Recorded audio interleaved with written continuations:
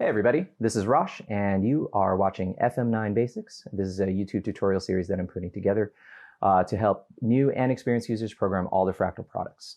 So if you want to see the rest of these tutorials, you can check them out at fm9basics.com, or you can view the other tutorials that I have dealing with the Axfx3 or the FM3 at axfxbasics.com or fm3basics.com, or the rest of this YouTube channel. So once again, my name is Rosh, and a little about myself. I build and program a lot of guitar rigs for a lot of different clients out here in the LA area. So my clients include Steve Vai, Leppard, Melissa Etheridge, A Perfect Circle, Bush, NoFX, and more. So I wanted to give back to the Fractal community and show some tips and tricks on how to program all the Fractal products, including the Axfx3, the FM3, and in this case, the FM9. So I'm really excited. I just wanted to hip everybody to this product that I think every Fractal user should own and have in their arsenal. So let me reach down here. And so this is the Ernie Ball instrument and headphone cable, okay? So first off, big shout out to Tim from Ernie Ball for getting one of these to me on such short notice. Tim, if you're watching this, you are the man.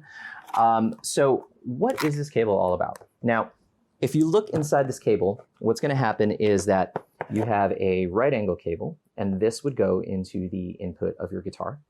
And the other end of that cable is going to go to this 1/4 inch, and this would go into the input of your Fractal. So if you're using the FM3, the FM9, or the Axfx3, this would just go straight into the instrument input. Now, this obviously functions just like a normal, regular guitar cable, but there's one really cool feature that I'm really excited about. Now, if you look at the other end of this, you'll see that there is a stereo TRS 1/4 inch cable. And what that means is that you can take this cable and you can plug it into the headphone jack of any of your Fractal products. So the FM3, the FM9, and the Axfx3 all have headphone jacks. Now, if you have an earlier model of the FM3, those do not have the headphone jack. But for everybody else who does have a headphone jack on any of their Fractal units, you can use this. And what this allows you to do is now you are going to be able to plug a set of in-ears or headphones into the jack. Now, it's really hard to kind of see down here, but what I'm going to do is I'm going to splice in some footage of me at a gig using this cable.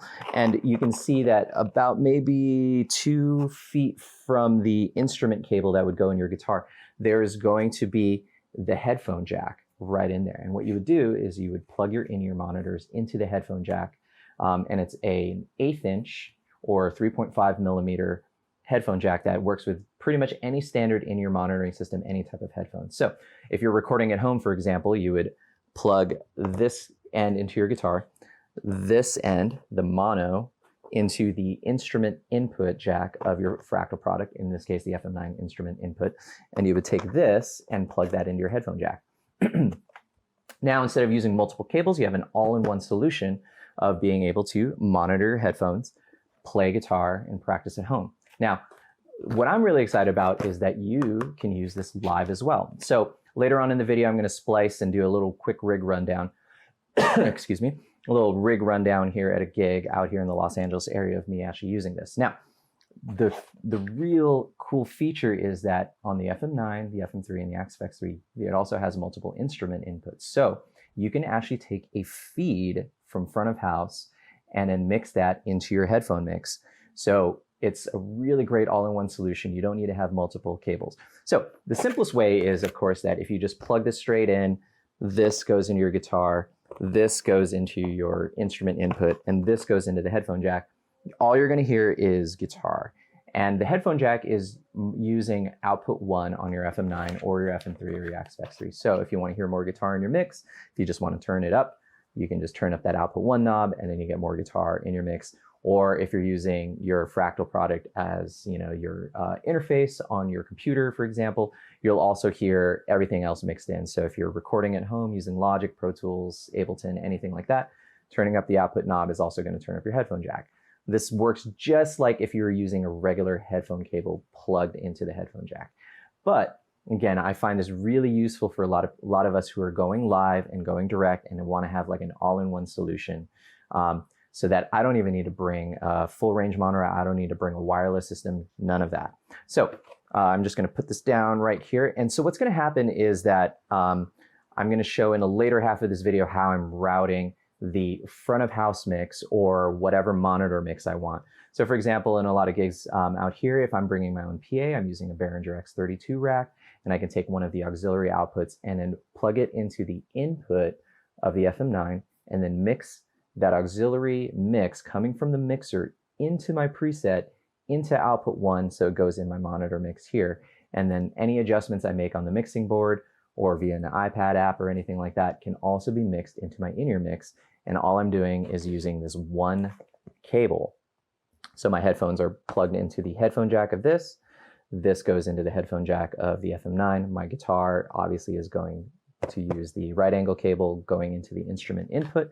And then I could take the monitor feed and actually mix it into my in-ears. Don't even need to bring a full range speaker. I don't need to bring a guitar amp, nothing. I'm just using my in-ears, and I can, of course, get a full mix. Now, some gigs too, maybe I only want just my guitar. I don't need actually a full range mix. Some players will go in-ear in one ear, earplug in the other, so they can hear the stage volume, but still get guitar in their mix. That's totally fine. So you have the option to do both. So this is a really simple cable that you can use as well. You can take, for example, an output, auxiliary output, take that into the 1/4 inch mix and then plug that into the input of your FM9 and then mix that signal in your preset to your in-ear mix, which will be coming out of output 1. So for example, this is a cable that I got that was included with a microphone. So it has a 1/4 inch XLR on one end, and then not a 1/4 inch XLR, just like a regular XLR on one end, and then a 1/4 inch jack on the other end. This would go into one of the auxiliary outs of my Behringer mixer, for example, and then that would plug into the input 2 or input 3 of my FM9, and I take that signal path and mix it to output 1 in my FM9 preset, and then now I have a way to mix that. You can, of course, put a volume block somewhere in that in-ear mix or somewhere in that signal path, and then you can turn the volume block up and down if you need more or less of the mix from whatever the mixer is. Maybe you are relying on the sound engineer from the venue that you're playing, and you want to have control of how much they're sending into the FM9 that's getting mixed in your ears. You can do that as well. And all you need to do is bring a simple cable like this. For some of you who are using, let's say, a mixer that has auxiliary outs, but it's using a 1/4 inch out instead of an XLR auxiliary out, instead of using a cable like this, a standard 1/4 inch cable will work just fine. So if you're using like maybe, a more low budget Yamaha mixer or, Behringer mixer or something like that, just like a physical mixer that has maybe 10 channels, some of these sub $500 mixers, for your local gig or whatever, you can of course use just a regular standard 1/4 inch cable. Now, if you need a stereo in your mix, you're going to need a pair of these cables. So each auxiliary out of your mix will be the left side and the right side of your in-ear mix. And of course, the FM9, the FM3, and the XFX3 also have left and right inputs as their secondary inputs. So you can take 2 of these cables, for example. So if you're using something like a Behringer X32, you can take 2 of these cables. One of the auxiliary outs would be the left side mix, and then you would take another auxiliary out with another cable, and that would be the right side stereo mix that you have.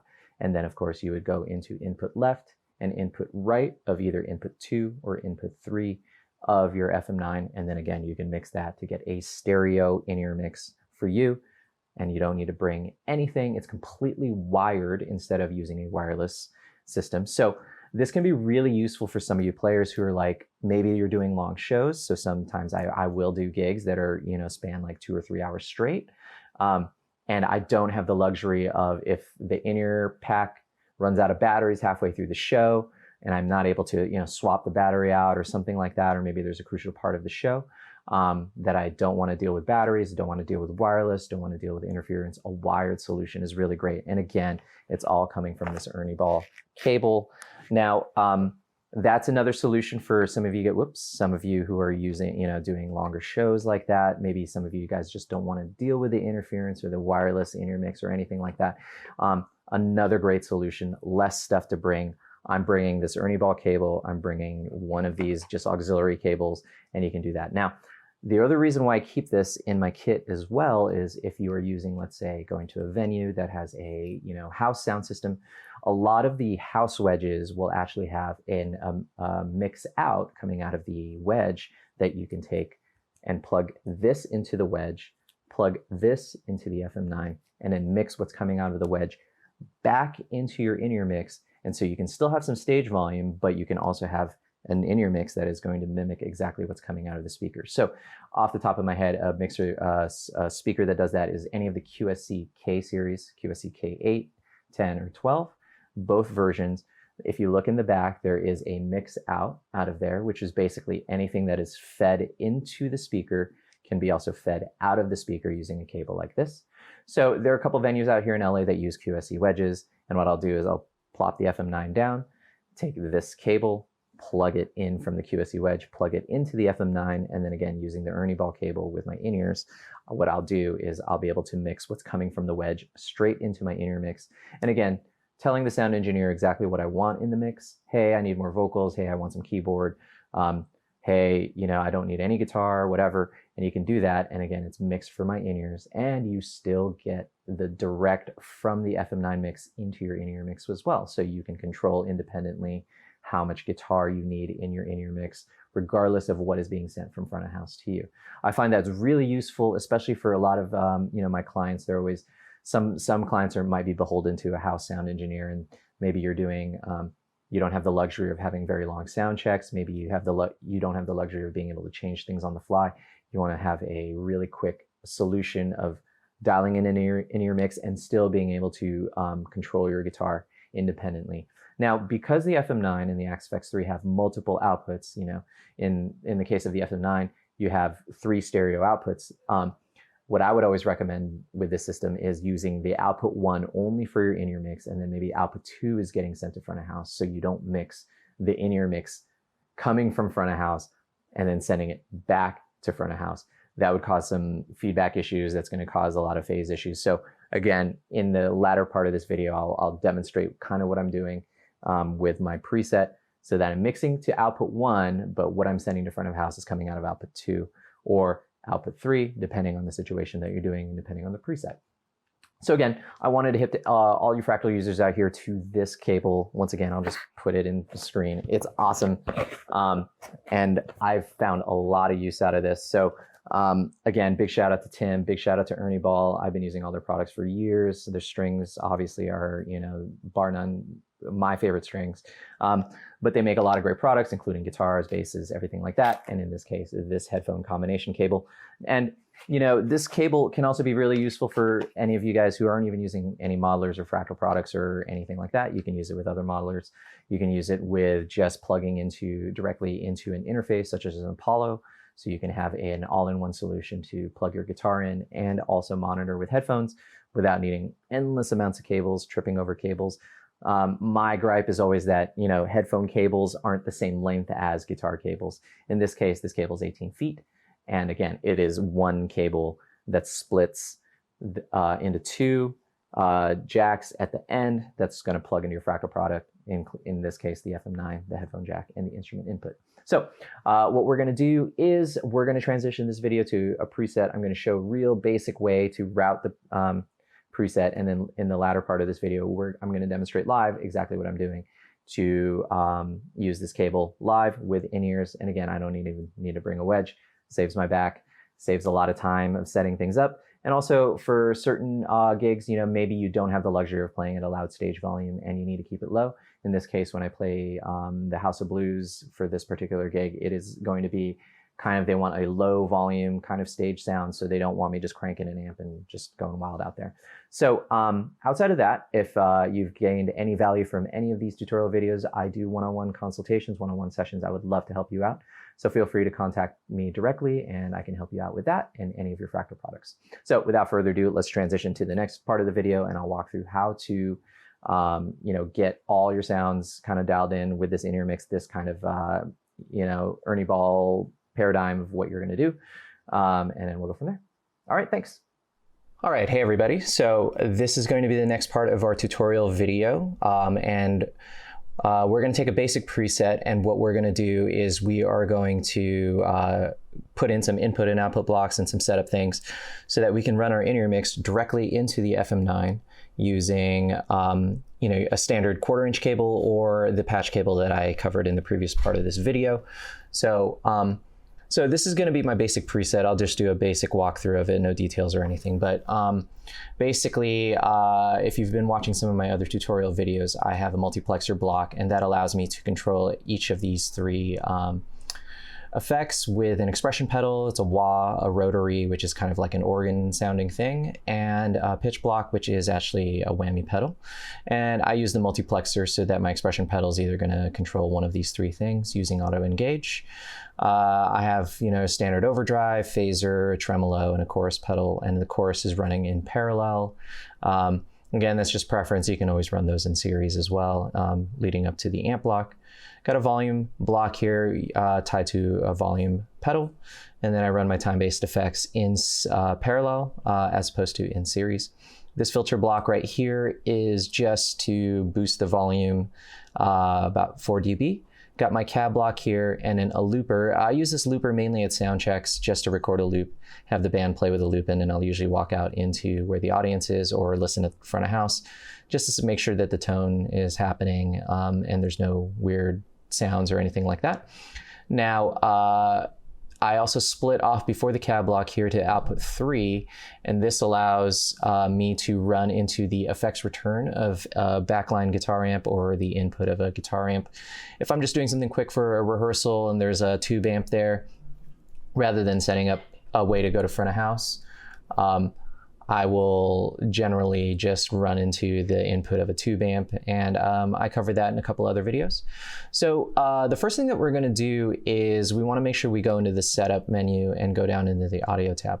Now, sometimes I do recommend that if you're going to use output 1 and 2 and they're just going to be carbon copies of each other, I recommend actually turning on this copy output 1, but in this case, we are going to actually make sure that output 1 and output 2 have different signals. So we're going to actually turn that off.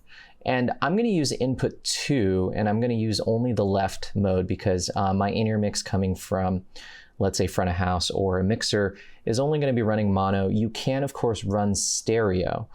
And so you can keep this as stereo, and that means you're going to need 2 cables and 2 separate feeds from front of house or 2 separate auxiliary sends from a mixer of your choice.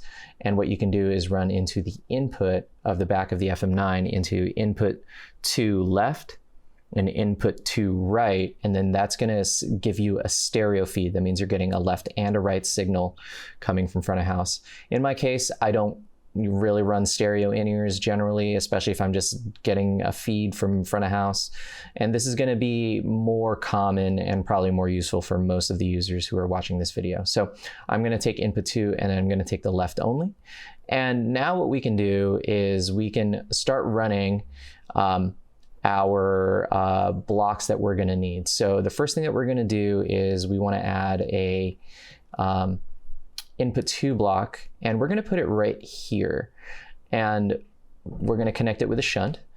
And the reason why we're going to do that is that you're going to be getting an input 2 mix, or you're going to be getting a front of house mix, and it's going to be sent into the input 2 block, and then the input 2 block is going to be sent to the output 1 block. And this is the output 1 block is really important because that's what's tied to the headphone output on the FM9.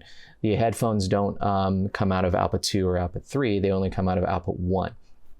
So if you follow the signal path, we're getting an front of house mix feed either from your mixer or either coming from front of house from a sound engineer, and we're sending it into input 2 of the FM9, and then we're going to send it directly into output 1.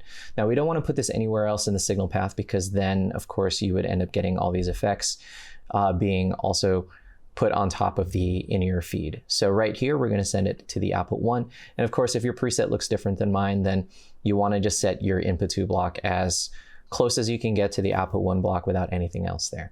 Now, the next thing that we're going to do is we're going to actually add an output 2 block right here.